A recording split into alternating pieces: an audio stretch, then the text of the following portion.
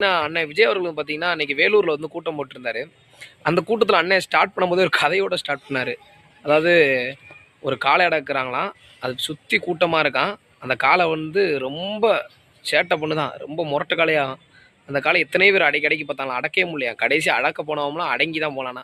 முட்டி தள்ளிருச்சான். கடைசி ஒரே ஒரு பையன் மட்டும் அப்படியே சின்ன பையனா, பாக்கெட்ல கைய விட்ட மாரி வந்தானா.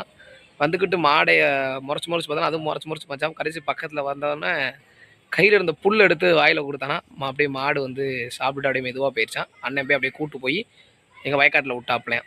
அண்ணே வயக்காட்டுல விடுறதுக்கு பத்தி பிரச்சனை இல்ல. அடுத்த வயக்காட்டுல விட்டா புடிச்சு அடிச்சு கொன்னு போடுவான். அது எவனா இருந்தாலும் தான். இன்னொன்னு நீங்க குடுத்தது மாடா இல்ல ஆடா நல்லா பாருங்க. சரியா?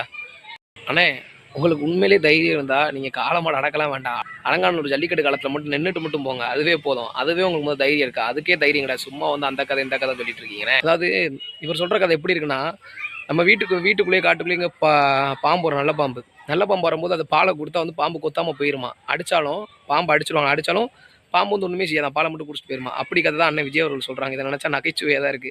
ஆனா கடைசி வரை நீங்க இப்படி கதை சொல்லிட்டே இருக்க வேண்டியது